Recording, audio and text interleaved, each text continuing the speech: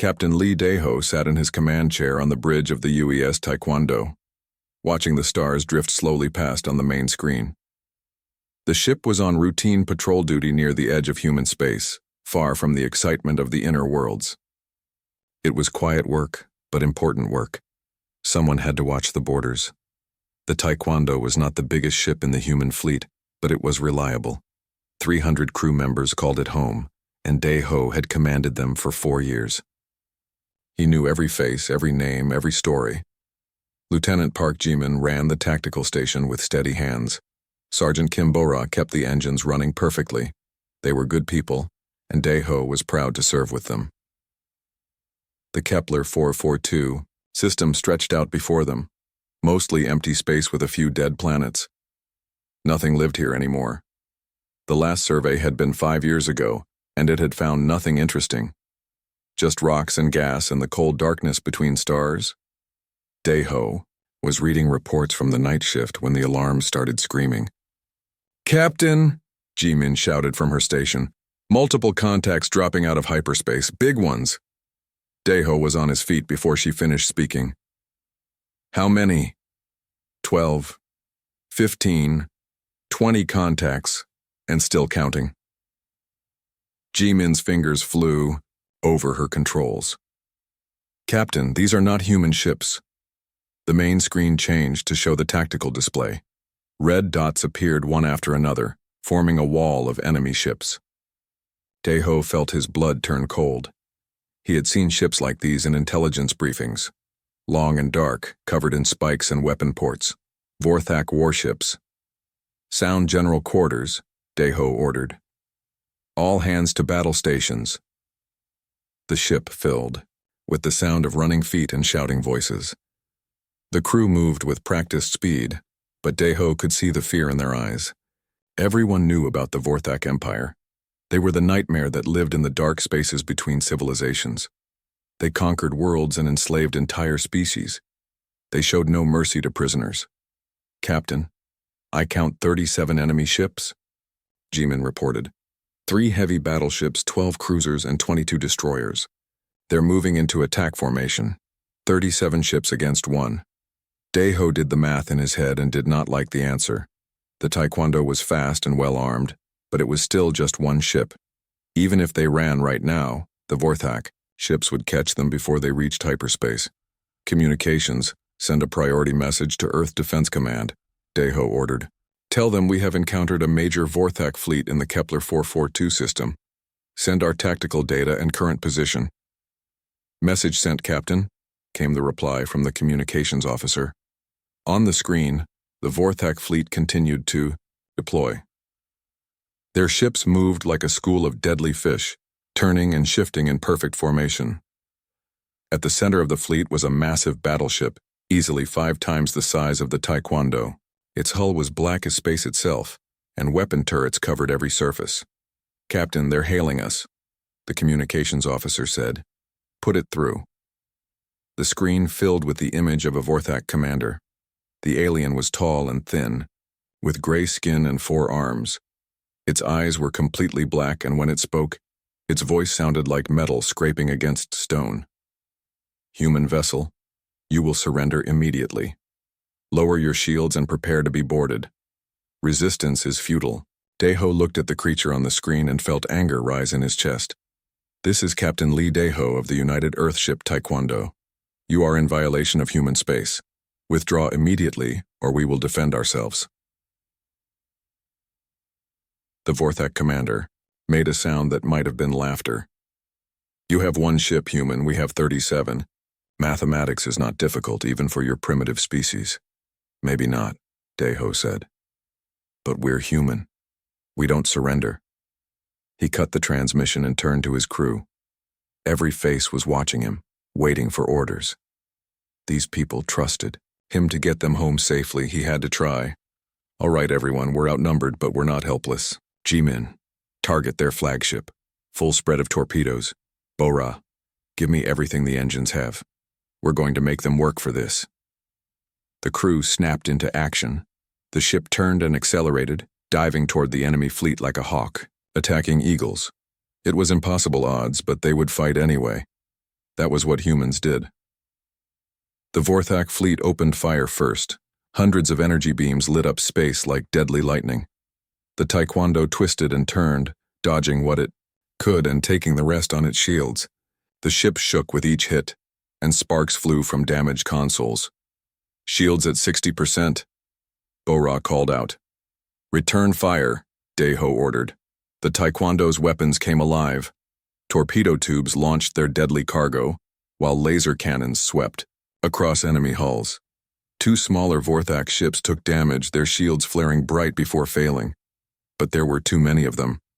Captain, enemy fighters launching, Ji-min reported. Dozens of small craft swarmed from the Vorthak ships like angry insects. They moved fast, darting into attack and then pulling away before the Taekwondo's weapons could track them. The human ship's shields began to fail under the constant assault. Shields down to 30%, 20%. Shields failing. The first enemy beams to penetrate the shields tore deep wounds in the Taekwondo's hull. Atmosphere rushed out into space through the holes. Emergency bulkheads slammed shut, sealing off damaged sections, but the ship was dying. Captain, we've lost main power to weapons, Bo-Ra reported. Her voice was steady, but Daeho could hear the pain behind it. Engine room is venting plasma. We have maybe 10 minutes before the reactor goes critical. Daeho looked around the bridge. Half the stations were dark or showing damage reports. Ji-min had blood running down her face from a cut on her forehead, but she was still at her post. The whole crew was still fighting, even though they all knew how this would end. All hands. This is the captain, he said over the ship's communication system. Abandon ship, all crew to the escape pods, that's an order. Captain, Ji-min said, you need to come too. Someone has to stay and try to detonate the reactor, Daeho replied. Maybe we can take a few of them with us. Sir, with respect, that's suicide. Maybe, but it's our job. One by one, his crew left the bridge. Bo-Ra was the last to go and she stopped at the door. Captain, it's been an honor serving with you. The honor was mine, Sergeant. Now go. Take care of the others. She nodded and disappeared down the corridor. Daeho was alone on the bridge of his dying ship. He worked at the controls, trying to overload the reactor, but the Vorthak had other plans.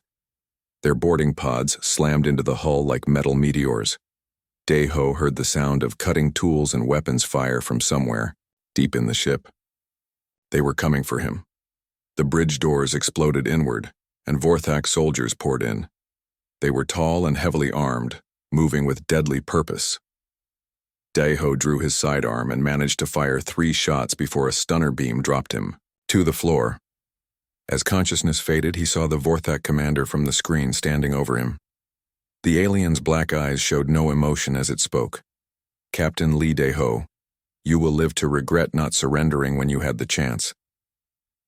Then, everything went dark, and Daeho's war began.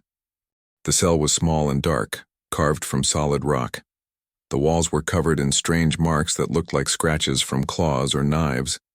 The air was thick and hard to breathe, and everything smelled like metal and decay.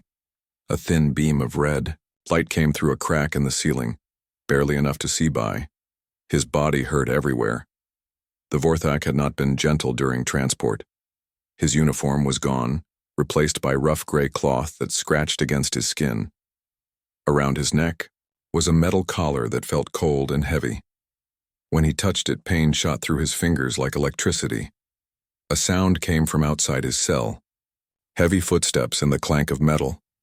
The door opened with a grinding noise, and a Vorthak guard stepped inside. This one was bigger than the soldiers who had captured him, with thick armor and a weapon that hummed with energy. Move, human, the guard said in broken English. Work time.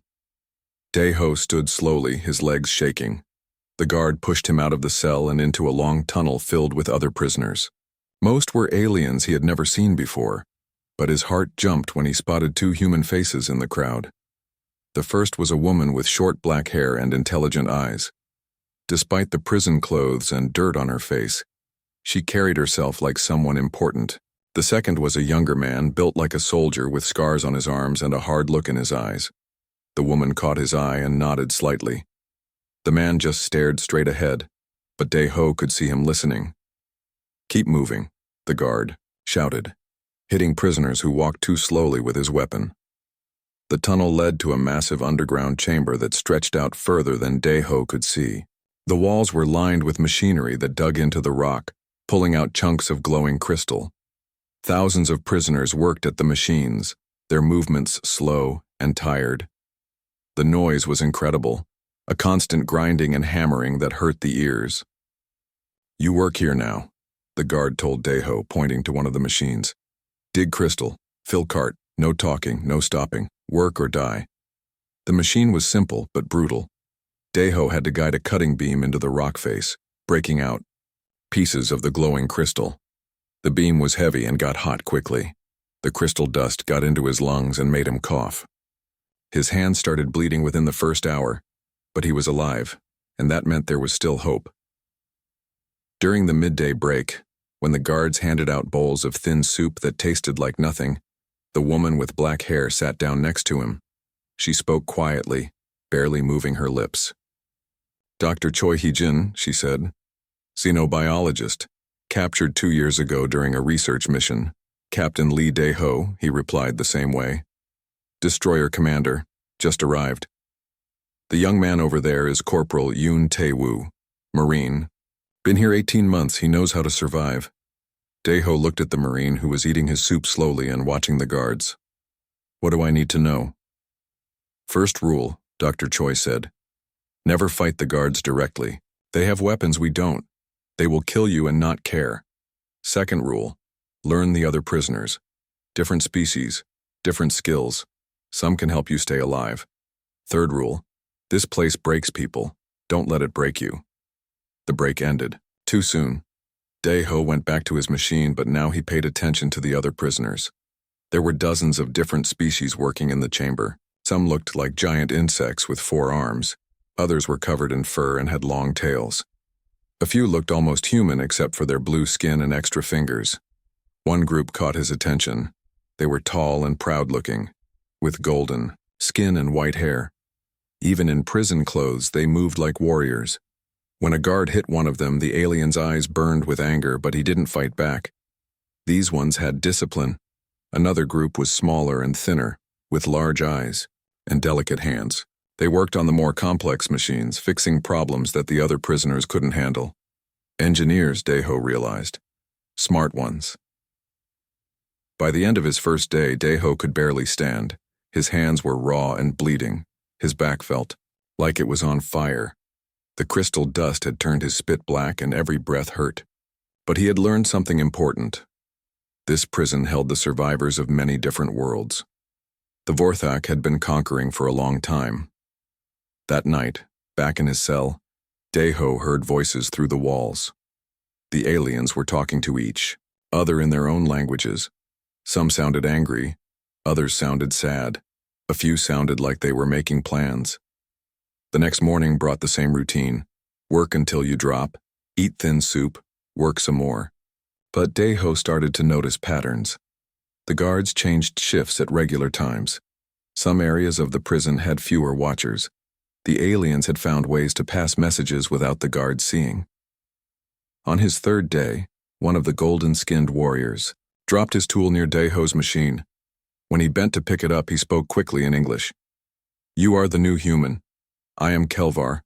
My people were warriors before the Vorthak came. Some of us still remember how to fight. I'm Daeho. I was a ship captain, a leader. Good. The blue ones over there are called Nexari. They built ships before they were slaves. The small ones with big eyes are Zelti. They fix machines better than anyone. We all hate the Vorthak, but we need someone to bring us together." "Why me?" Kelvar picked up his tool and stood. "Because humans are strange. You adapt. You learn. You don't give up even when you should. We have been watching you." That evening, Dr. Choi sat with Daeho again during the meal break. Corporal Yoon joined them this time, speaking in Korean so the guards wouldn't understand as well. "They're testing you," Dr. Choi said. "The other prisoners, they've been here longer and they've learned not to trust quickly. But if you prove yourself, they might listen." "What kind of proof?" Daeho asked. "Help them solve problems," Yoon said. "The Nexari have been trying to fix a broken machine for weeks. The guards beat them every day because it doesn't work. If you could figure out what they need. I'm not an engineer. No, but you're a captain. You know how to coordinate different people with different skills. That's what they need. Over. The following days, Daeho watched the broken machine. It was bigger than the others, designed to cut deeper into the rock and pull out more crystal. But something was wrong with its power system. The Nexari engineers knew what needed to be fixed, but they didn't have the right materials. The golden-skinned Kelthans were strong enough to move heavy parts, but they didn't understand the technical details. The small Zelti could build delicate components, but they needed rare metals that weren't available in the prison. Daeho studied the problem for a week. Then he had an idea. During the next meal break, he found a way to talk to representatives from each group. He spoke carefully, using simple words that everyone could understand. The machine needs 3 things, he said. New power couplings, stronger support brackets, and a different control circuit. The Nexari know how to make the couplings. The Kelthans can shape the brackets from scrap metal. The Zelti can build the circuit from parts of broken tools. But how do we get the materials without the guards noticing? Asked Vextal, one of the Nexari engineers. We don't steal them all at once, Daeho replied. We collect small pieces over time. A wire here, a metal plate there. Everyone takes a little bit. After a month, we have everything we need. And if the guards find out? Kelvar wanted to know. They won't if we're smart about it. We work together, watch out for each other, and stay patient. It took 6 weeks, but the plan worked. Different species working together, each contributing their strengths. The machine was repaired without the guards knowing how. Production in that section went up, and the beatings stopped. More importantly, the other prisoners had seen what cooperation could accomplish. They started looking at Daeho differently, not just as another prisoner, but as someone who could bring different groups together. Dr. Choi noticed the change. You're building something here, she told him one night. Be careful. The Vorthak don't like it when prisoners start working together. I know, Daeho said, but we can't survive alone. Humans learned that lesson long ago. Maybe it's time to teach it to others. Outside his cell window, the alien sons of Keth Moran sat behind the prison walls. Daeho had been here for 2 months now, and he was beginning to understand something important. This wasn't just a prison. It was a collection of the galaxy's survivors, people from dozens of worlds who had refused to give up. The Vorthak thought they had broken these prisoners. They were wrong. They had just given them time to find each other. 4 years had passed since Daeho's capture, and the prison world of Kethmaran had changed him. His hands were covered in scars from the crystal mining. His hair had grown long and was starting to turn gray at the edges. But his eyes still burned with the same determination that had kept him fighting on the bridge of the Taekwondo. The other prisoners no longer saw him as just another human. They called him Bridge Builder in their different languages, because he had found ways to connect species that had never worked together before. What had started as small favors between groups had grown into something much larger. Daeho sat in a hidden chamber deep in the old mining tunnels, a place the guards never visited because they thought it was empty. Around him were representatives from 12 different alien species, all listening as he spoke in the simple trade language that most prisoners understood. The supply shipment arrives every 3 weeks, he said, pointing to marks scratched on the stone wall. Always the same pattern. 2 guard ships, 1 transport. They land at the main platform for 6 hours. Vextal, the Nexari engineer who had become his closest alien friend, leaned forward. We have been tracking their communications during those times. The transport sends status reports every 30 minutes. If those reports stop, the guard ships will investigate. So we need to keep the reports going, said Kelvar, the Kelthan warrior. His golden skin was marked with prison scars now, but his spirit remained unbroken. Someone who understands their technology. The Zelti can mimic their communication signals, offered Pip, one of the small-eyed aliens who had proven to be excellent with electronics. But we need access to their equipment first. Dr. Choi Hyejin, who had become the unofficial medical officer for their growing network, spoke up from her corner. Getting to their equipment means getting past the guards. That's not easy without weapons. We don't need weapons, Corporal Yun Tai-Wu said quietly. The Marine had grown thin during his years in prison, but his military training remained sharp. We need distraction, something that draws their attention away from the important areas. Daeho looked around at the group. 4 years ago, these species had been enemies or strangers. The Kelthans had fought wars against the Nexari. The Zelti had never trusted anyone. But here they were, planning together, working toward a common goal. We're not ready yet, he said finally. We need more people, better coordination, and a way to communicate across the entire prison without the guards knowing. The ventilation system, Vextal suggested. Every cell block connects to the main air recycling plant. If we could run signal cables through those tunnels, the cables would have to be very thin, Pip said, and we would need someone small, enough to crawl through the ducts. A new voice spoke from the shadows. We can do it. Everyone turned to see Naya, one of the newest additions to their group. She belonged to a species called the Farin, small humanoids who could squeeze through spaces that seemed impossible. The Vorthak used them for maintenance work in tight areas. My people have been mapping the duct system for 2 years, she continued. We know every passage, every connection. We can run your cables anywhere you need them. Over the following months, their secret network grew larger and more complex. The Farron installed communication lines through the ventilation system. The Nexari built hidden transmitters from salvaged parts.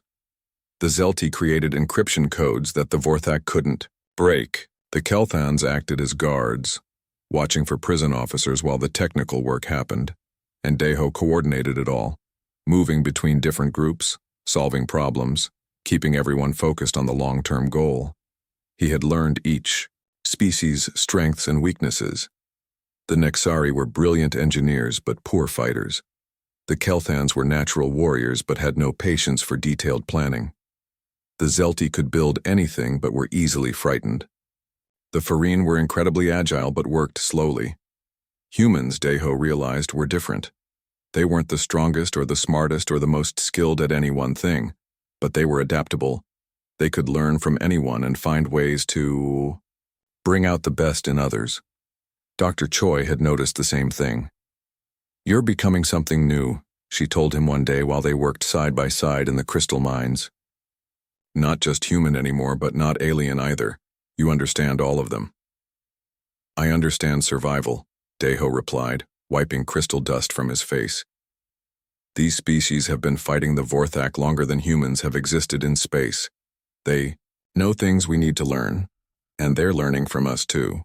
Did you see how Kelvar handled that dispute between the Nexari and the Braktar yesterday? He used your mediation technique. Daeho had seen it. More and more, the aliens were adopting human approaches to problem solving, not just following orders, but thinking creatively, adapting to new situations, refusing to give up even when things seemed hopeless. The communication network was tested for the first time during a guard inspection.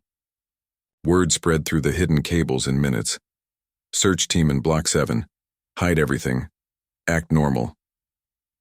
By the time the guards arrived, all evidence of their activities had vanished. But the real test came when the Vorthak decided to reduce food rations as punishment for decreased productivity. Hunger was a weapon that had always worked to control prisoners. Starving aliens were too weak to cause trouble. Daeho called an emergency meeting in the hidden chamber. Representatives from all participating species gathered around him, their faces gaunt from missed meals. They want us to fight each other for scraps, he said. That's how they've always controlled us. Keep us divided, keep us weak.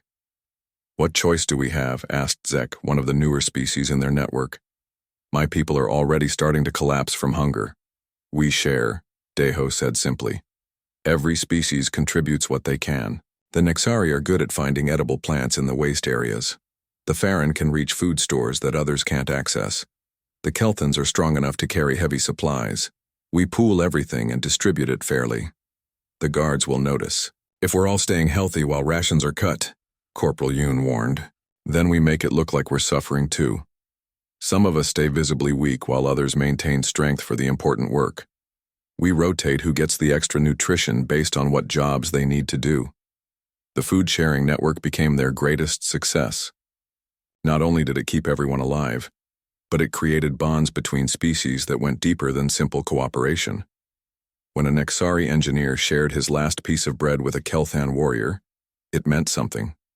When a Farron scout risked punishment to bring food to 6 Zelti prisoners, it changed how they saw each other. The Vorthak guards noticed that prisoner deaths from starvation were lower than expected, but they couldn't figure out why. They increased security, added more inspections, and even used torture to try to break the network. But it held. Dr. Choi summed it up best during one of their medical meetings. You've created something the Vorthak can't understand. They rule through fear and division, but you've shown these species that cooperation makes them stronger, not weaker. By the end of his 4th year in prison, Daeho's network included over 300 prisoners from 12 different species. They had secret communication lines throughout the prison. They had established supply chains that kept everyone fed. They had mediation systems that resolved conflicts before they became violence. They had become, in effect, a shadow government running parallel to Vorthak control. But Daeho knew this was still just the beginning.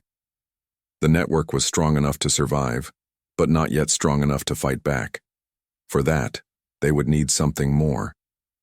They would need hope that victory was actually possible. That hope would come sooner than any of them expected, in the form of new prisoners who brought word from the outside galaxy.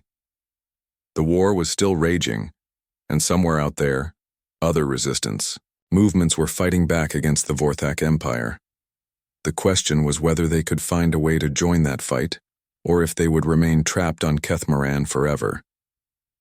As Daeho lay in his cell that night, listening to the quiet whispers of his network passing messages through the walls, he made himself a promise. One way or another, they were going to get out of here. And when they did, the galaxy would see what happened when different species truly worked together. The Vorthak had made a mistake when they put all these survivors in one place. They had given them time to find each other, time to learn from each other, and time to become something new, something dangerous. The transport ship arrived on a cold morning in Daeho's 7th year of imprisonment. Unlike the regular supply runs, this one carried prisoners instead of equipment. The news spread through the hidden network within minutes. New arrivals meant new information from the outside galaxy. Daeho watched from his position at the crystal extractors as the prison guards herded the newcomers into the main compound. Most looked like the usual mix of defeated survivors from conquered worlds. But 3 figures in the group made his blood quicken with hope. The first was tall and elegant, with silver skin and 4 arms, dressed in the remains of what had once been an impressive military uniform. Even with prison shackles, he moved like someone used to command. The second was shorter and broader, covered in thick fur with intelligent eyes that swept constantly across his surroundings, taking in every detail. The third was completely different from any species Daeho had seen before. Translucent blue skin, 3 legs, and a head that seemed to shift shape as he watched. Those are not ordinary prisoners, Vextal whispered as he worked at the machine, next to Daeho's. The tall one carries himself like fleet command. The others have the look of senior officers. Which means they have information, Daeho replied quietly, and probably experience we can use. That evening, during the meal distribution, Dr. Choi managed to sit near the new arrivals. She came back to their hidden meeting place with incredible news. The tall one is Admiral Kethson of the Zenthari Republic, she reported breathlessly. The furry one is General Mocktel from the Braxian Confederacy. The blue one is Commander Dexhai from the Trilarian Union. Those are 3 of the biggest military powers in the galaxy. We're 3 of the biggest military powers, Kelvar corrected grimly. If they're here, it means their civilizations have fallen. Corporal Yoon leaned forward. Or it means they were captured during major battles. Either way, they have knowledge. We need real military experience, not just survival skills. The question is whether they'll work with us, Daeho said.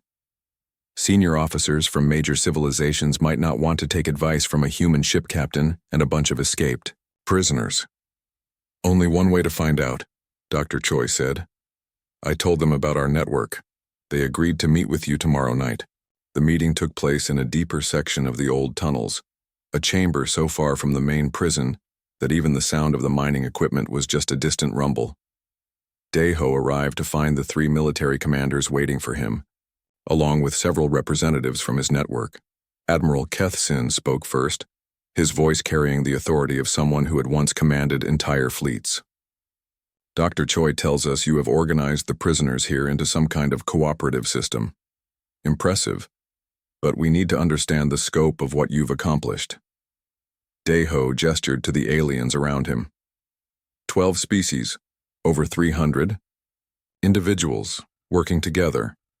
We have communication networks the guards don't know about. We have supply chains that keep everyone fed. We have conflict resolution systems that prevent violence between different groups.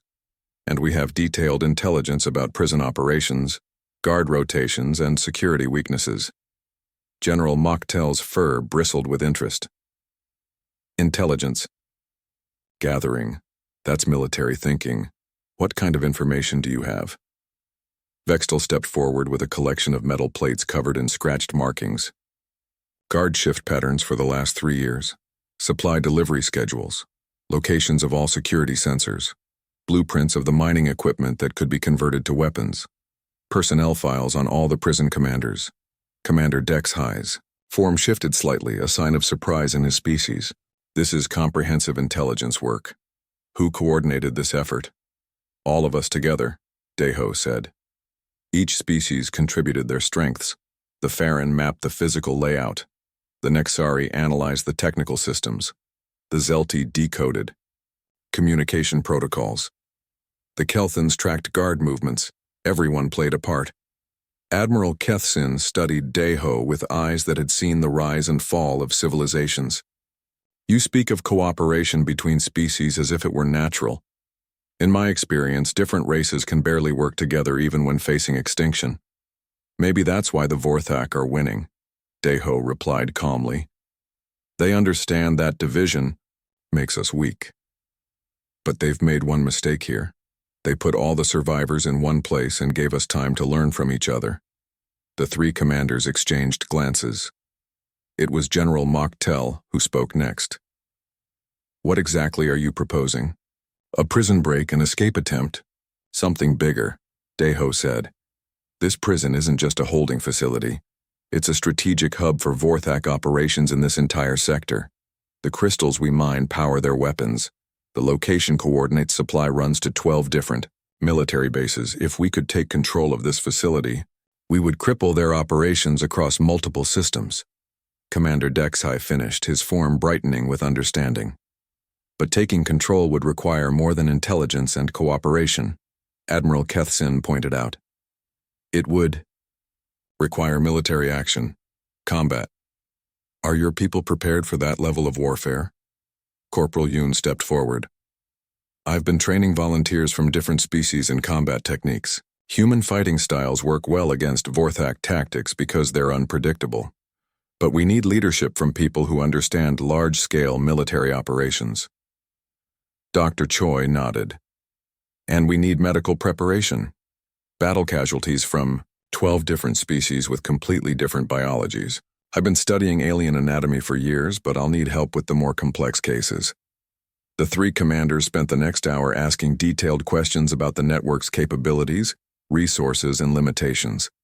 They tested the communication system, reviewed the intelligence reports, and examined the modified tools that could serve as weapons. Finally, Admiral Kethsin made his decision. This is the most impressive resistance organization I have encountered during this war. Not because of its size or its resources, but because of its unity.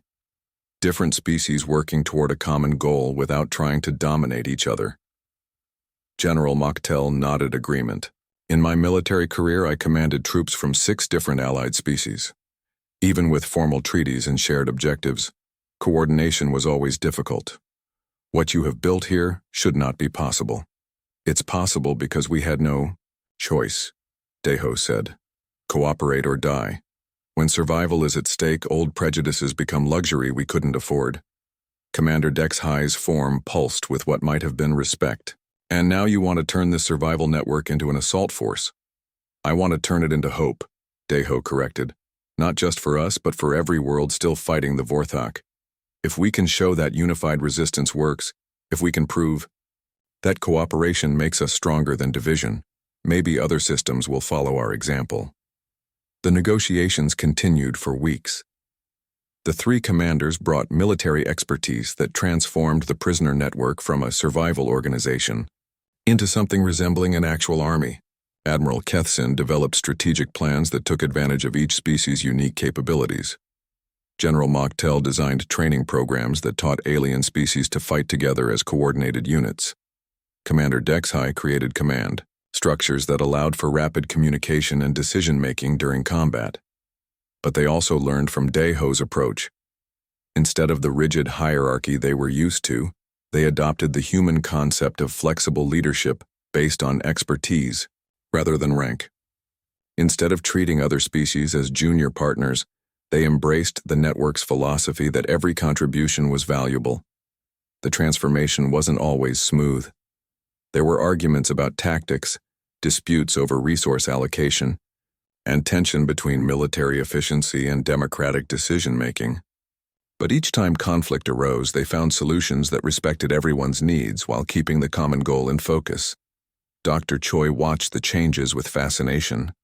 "You're creating something new," she told Daeho one night after a particularly intense planning session. "Not human military doctrine, not alien command structures, but something that combines the best of both." "We don't have time to reinvent warfare," Daeho replied. "But we can't use the old methods either. The Vorthok have already beaten the traditional military powers. We need to be something they haven't seen before." As the months passed, the prisoner network evolved into a true multi-species resistance force. They had detailed attack plans, trained combat units, and sophisticated intelligence operations. But more importantly, they had something that no previous resistance movement had possessed: absolute trust between different alien species. The Kelthans would follow Nexari technical specialists into dangerous situations because they knew the engineers would never abandon them. The Zelti would risk their lives to repair equipment for the Farine scouts because they understood that everyone's survival depended on everyone else's success. Humans worked alongside aliens not as leaders or followers, but as equals with different but valuable skills. "We're ready," Admiral Kethsin announced during their final planning meeting. "As ready as we can be with improvised weapons and limited resources. The question now is timing," General Mocktel added. "We need maximum impact, with minimum risk to the civilian prisoners who aren't part of our—" The morning of the 10th anniversary of Daeho's capture dawned red on the prison world of Kethmaran. 3 crimson suns hung in the alien sky like drops of blood, casting long shadows across the mining complex. It was, he thought, appropriate weather for what was about to happen. Daeho stood at his usual position at the crystal extractor, but his mind was focused on the chronometer hidden in his sleeve. In 6 hours, the Vorthak supply transport would arrive. In 7 hours, everything would change forever. Around him, the prison operated with its normal, brutal routine. Guards barked orders at shuffling prisoners, mining equipment ground and hammered at the crystal deposits. The air filled with dust and the sounds of alien languages mixed together in the universal vocabulary of suffering. But underneath the surface, something different was happening. Messages flowed through the hidden communication network faster than ever before. Final preparations moved into place with precision that would have impressed any military commander. After years of planning, months of training, and weeks of final coordination, the largest prisoner uprising in galactic history was about to begin. "All units report ready," Vextal whispered as he adjusted his mining equipment. The Nexari engineer had become the network's communications coordinator, and his large eyes showed both excitement and fear. Medical teams in position, Dr. Choi reported from her station nearby. She had spent the morning distributing hidden medical supplies to treatment posts throughout the prison. "Strike teams armed and ready," Corporal Yoon added quietly. The Marine had trained over 50 volunteers from different species in combat tactics. Each carried improvised weapons disguised as mining tools. Daeho checked his chronometer again. 5 hours to transport arrival. He activated his communication device with a sequence of touches that looked like he was cleaning crystal dust from his hands. All team leaders, this is Bridge Builder. Final status report. The responses came. Back through the network within minutes. Admiral Kethsin's Strategic Command Group was ready to coordinate the attack on the main control center. General Mocktel's assault teams were in position to seize the guard barracks. Commander Dexhigh's technical specialists had prepared to disable the prison's defensive systems. Every major area of the facility would be hit simultaneously. The Kelthans would use their natural strength to break through reinforced barriers. The Farron would move through the ventilation system to access secured areas. The Zelti would override electronic locks and security systems. The Nexari would disable communication equipment to prevent calls for help, and humans would coordinate it all, making sure that 12 different species with completely different abilities worked together like parts of a single machine. Transport ships detected on long-range sensors. Came the report from Naya, the Farine scout who had climbed to the highest observation point in the prison. 2 guard escorts, 1 heavy cargo carrier. Arrival in 90 minutes. Deho felt his heart rate increase. This was it. After 7 years of imprisonment, 4 years of building trust between enemies and months of military preparation, they were about to find out if their impossible dream could become reality. All teams prepare for Phase 1, he transmitted. Remember, we fight together or we die alone. The first phase began exactly on schedule. As the Vorthak transport ships descended toward the prison's landing platform, carefully coordinated, accidents started happening throughout the facility. A mining robot malfunctioned and blocked a major corridor, forcing guards to respond. A power coupling exploded in the eastern sector, requiring technical teams. A food distribution system broke down, creating confusion among the prisoner population. None of these incidents were serious enough to trigger full security alerts, but together they drew guards away from key positions and created the chaos needed. For the real attack, Phase 1 complete, Admiral Kethsin reported. Guard presence reduced by 40% in target areas. Transport ships landing now, Naya added. Guards disembarking to supervise cargo transfer. 6-hour window begins now. All teams, execute Phase 2, Deho commanded. What happened next was unlike any prison break in galactic history. Instead of desperate prisoners making random attacks, the uprising unfolded with military precision that caught the Vorthak completely off guard. Kelvar led his Kelthan warriors in a direct assault on the main guard barracks, their golden skin gleaming as they wielded mining tools converted into battle weapons. Their natural strength and the combat training they had received from Corporal Yoon made them nearly unstoppable in close combat. At the same time, Vextal's technical teams struck at the prison's communication center. Nexari engineers who had spent years maintaining Vorthak equipment now turned their knowledge against their captors, systematically disabling every system that could call for outside help. Pip's Zelti specialists moved through the security control room like ghosts, their small size and technical expertise allowing them to bypass every electronic defense. Within minutes, they had locked down the entire prison, trapping the guards inside their own facility. The coordination was perfect. When Kelthan warriors encountered locked doors, Zelti technicians were already there to open them. When Nexari engineers needed protection while working on critical systems, Farron scouts appeared from ventilation shafts to watch their backs. When anyone was injured, Dr. Choi's medical teams materialized with treatment for their specific alien biology. But the Vorthak were not helpless victims. They were experienced soldiers who had conquered most of the galaxy.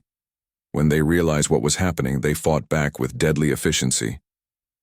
Heavy resistance at the armory, General Mocktel reported, his voice strained. They've set up defensive positions. We're taking casualties. Medical teams to Sector 7, Dr. Choi called out. Multiple species wounded, severe combat injuries. Power grid under attack. Commander Dexhigh added. They're trying to cut main power to trap us in the dark. This was the moment Deho had feared most. When the plan started falling apart, when coordination broke down under enemy pressure, when different species started making decisions based on their own survival instead of the common good. But it didn't happen. Instead, something remarkable occurred. When the Kelthan warriors met heavy resistance at the armory, Nexari engineers improvised explosive devices from mining equipment. When medical teams came under fire while treating wounded, Farron scouts emerged from hidden passages to engage the attackers. When power systems failed, Zelti technicians rerouted electricity through emergency circuits. Every species adapted to help others, not because they were ordered to, but because they had learned that everyone's survival depended on everyone else's success. Armory secured, General Mocktel reported. Real weapons distributed to all combat teams. Communication center destroyed, Vextal added. No distress signals getting out. Medical stations operational in all sectors, Dr. Choi announced. Casualties are heavy but manageable. The battle raged for 3 hours. Vorthak guards fought desperately from defensive positions, but they were outnumbered and surrounded. Their weapons were superior, but the prisoners knew the prison layout better and worked together with a coordination the guards had never seen before. The turning point came when Corporal Yoon led a mixed team of humans and aliens in a direct assault on the command center. The Marine had trained these volunteers well, and they moved like a professional military unit, despite being from 6 different species. Command center secured, Yoon reported. Prison defenses are under our control. Transport ships captured, Admiral Kethsin added. No Vorthak survivors on the landing platform. All guard positions eliminated, General Mocktel confirmed. The prison is ours. But victory came at a terrible price. Dr. Choi's medical teams worked frantically to save the wounded, but not everyone could be saved. Brave aliens from multiple species had given their lives to win freedom for others. Corporal Yoon was among them, dying while leading the final assault on the command center. As the 3 crimson suns of Kethmoran set on the horizon, Daeho stood on the prison's main observation deck, looking out at a facility now controlled by its former prisoners. Around him, representatives from 12 species worked together to treat wounded, secure equipment, and plan their next moves. What now? Asked Admiral Kethsin, joining him at the window. The Zenthari commander looked tired but determined. Now we decide what we are, Daeho replied, a group of escaped prisoners running for safety, or the beginning of something larger. Dr. Choi approached from the medical center, her hands still bloody from treating wounded aliens. The Vorthak fleet will notice when this facility stops. Reporting. We have maybe a day before they send ships to investigate. Then we need to be gone before they arrive, General Mocktel suggested. Or, Commander Dexhai said thoughtfully, we need to be strong enough to fight them when they come. Daeho looked around at the faces of his friends and allies, beings from across the galaxy who had learned to trust each other completely. They had proven that cooperation could defeat oppression, that unity was stronger than division. The galaxy is full of resistance movements fighting the Vorthak alone, he said slowly. Each species trying to protect its own territory with its own methods, all of them failing because they're outnumbered and outgunned. But if they work together, 2 years after the liberation of Kethmoran, Captain Lee Daeho stood on the bridge of the starship Unity, watching the blue marble of Earth grow larger on the main screen. It had been 12 years since he had seen his homeworld. 12 years, since the Vorthak had captured him and changed the course of his life forever. But he was not returning alone. Behind the Unity stretched the largest multi-species fleet in galactic history. 300 ships from 47 different civilizations, all flying together under a single banner. The Liberation Alliance, they called themselves, and their symbol was simple, a circle of different colored stars, each representing a species that had chosen cooperation over conquest. Earth Control is requesting identification, reported Captain Park Ji-min from the communications station. His former tactical officer had been promoted to captain after the loss of the Taekwondo and now commanded one of Earth's most advanced destroyers. Her voice carried a mixture of joy and disbelief. Tell them this is the Liberation Alliance fleet returning home, Daeho replied. And tell them we have a lot to talk about. The response from Earth came quickly. Liberation Alliance fleet, this is Admiral Chen Wei of Earth Defense Command. We have been monitoring Vorthak communications for months. Reports indicate a multi-species resistance movement has been destroying their supply lines and military installations across 3 sectors. Are you telling us that was you? Daho smiled. Admiral Chen, this is Captain Lee Daho, formerly of the UES Taekwondo. Permission to come home. The silence from Earth Control lasted for nearly 30 seconds. When Admiral Chen's voice returned, it was shaking with emotion. Captain Lee, we declared you killed in action 10 years ago. How is this possible? It's a long story, Admiral, but the short version is this. The Vorthak made a mistake when they put prisoners from different species together. They gave us time to learn from each other. And what we learned is changing everything. The Earth Defense Fleet that came out to meet them was impressive by human standards. 50 ships all armed with the best weapons and shields human technology could produce. But compared to the Liberation Alliance fleet, it looked small and limited. The Unity was itself a marvel of cooperative engineering. Built from the remains of captured Vorthak ships, it incorporated technology from dozens of different species. Kelthan metallurgy made the hull stronger than any single species. Design. Nexari engineering created power systems that were incredibly efficient. Zelti Electronics provided the fastest computers ever built. Farron life support systems could maintain perfect conditions for 47 different biologies. And at the heart of it all was human adaptability, finding ways to make all these different technologies work together. Dr. Choi Hee-jin joined Daho on the observation deck as the fleet moved into Earth orbit. She was no longer just a xenobiologist, but the Alliance's chief medical officer, responsible for keeping dozens of different species healthy during long space voyages. Look at them, she said, pointing to the Earth ships maintaining a careful distance. They're afraid of us. Not afraid, Daho corrected. Confused. They see alien ships and think invasion. They haven't learned what we learned in prison. That different species can trust each other completely. That different species can become family. The formal meeting took place on Luna Station, humanity's largest orbital facility. Admiral Chen brought representatives from every major human government, while Daho arrived with a delegation that looked like something from a science fiction dream. Admiral Kethson of the Zenthari, his silver skin gleaming under the station's lights. General Mocktel of the Braxians, his thick fur carefully groomed for the occasion. Commander Dexhai of the Trilarians, his translucent form shifting colors with emotion. Captain Vextal of the Nexari, wearing the insignia of a chief engineer, and dozens of others, representing civilizations that human diplomats had only heard rumors about. The humans stared in amazement as the alien delegation took their seats around the conference table. These species had been legendary enemies in some cases, ancient rivals who had fought wars for centuries, but here they sat together, consulting each other on strategy and sharing resources without hesitation. This is impossible, whispered Dr. Maya Kim, Earth's chief xenologist. The Zenthari and Braxians have been at war for 300 years. How are they working together? Because they learned something that our governments never understood, Daho replied. That survival is more important than old grudges. Admiral Chen leaned forward, his face serious. Captain Lee, we need to understand exactly what you're proposing. Earth has been fighting a defensive war against the Vorthak for over a decade. We've lost entire star systems. Our colonies are under constant attack.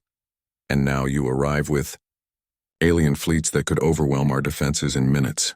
We're not here to conquer, Daho said calmly. We're here to teach.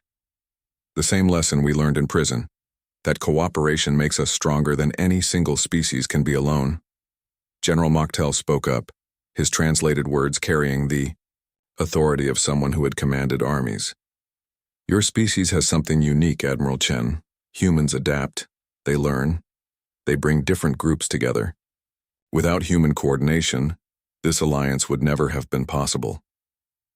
Commander Dexhai's form shimmered as he added, We have been watching human refugees from Vorthak attacks. When other species despair, humans keep trying new approaches. When others give up, humans find different solutions. This is why we follow Captain Daho. Dr. Choi activated a holographic display showing galactic battle reports. For 12 years, the Vorthak have been winning because they fight divided opponents. Each species defends its own territory with its own methods, all of them failing for the same reason: they're outnumbered. But look at this, she continued, changing the display to show recent battle results. When Alliance forces engage the Vorthak, we win. Not because we have superior technology or numbers, but because we coordinate better. 47 different species, each contributing their strengths to cover others' weaknesses. Admiral Kethsin stood and walked to the holographic display. 3 months ago, we liberated the Kepler 452 system. The Vorthak had held it for 8 years, using it as a major supply hub. Human strategic planning, Kelthan assault troops, Nexari, technical support, and Farron reconnaissance working together broke their defenses in 6 hours. Last month, we destroyed their shipyards in the Proxima Centauri sector, General Mocktel added. Braxian heavy weapons, Trilarian stealth technology, Zelti electronic warfare, and human coordination. The Vorthak had never seen anything like it. Admiral Chen studied the battle reports with growing amazement. These victories, and they're impossible by traditional military standards. How do you coordinate so many different species with different technologies and tactics? The same way we survived in prison, Deho said. We learned each other's strengths and weaknesses. We developed trust over years of depending on each other, and we created command structures that respect everyone's contributions while keeping focus on the common goal. It sounds like you're describing a completely new form of military organization, observed Colonel Lee Minho, Earth's chief strategist. Not just military, Dr. Choi corrected. Political, social, economic. The alliance isn't just a temporary partnership against the Vorthak. It's a new way for different species to coexist permanently. The Earth representatives exchanged glances, filled with hope and uncertainty. What they were hearing challenged everything they thought they knew about interspecies relations. What exactly are you proposing? Admiral Chen asked finally. Deho stood and walked to the viewport, looking out at the mixed fleet orbiting Earth. Human ships flying alongside vessels from 46 alien civilizations, all working together with perfect coordination. Join us, he said simply. Not as junior partners, not as protected clients, but as equals in something bigger than any single species. Help us prove to the galaxy that unity is stronger than conquest. And if we refuse? Asked Dr. Kim. Then you'll continue fighting losing war against the Vorthak alone, Admiral Keithson replied. Eventually, Earth will fall like every other isolated world.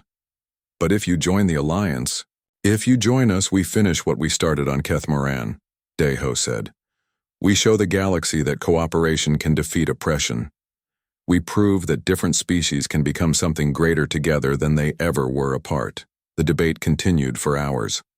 Earth's representatives asked thousands of questions about alliance structure, decision-making processes, resource sharing, and military coordination. The alien delegates answered with patience and detail, demonstrating the kind of cooperation that most humans had thought impossible. Finally, Admiral Chen called for a recess. The Earth delegation huddled together while the Alliance representatives waited calmly. This is the opportunity of a lifetime, whispered Colonel Lee. If they're telling the truth about their battle successes, joining them could end the war. But can we trust them? Dr. Kim asked. Some of these species have been enemies for centuries. What's to stop them from turning on us once the Vorthak are defeated? Look at them, Admiral Chen said, nodding toward the alien delegates who were sharing food and discussing technical specifications like old friends. Does that look like an alliance of convenience?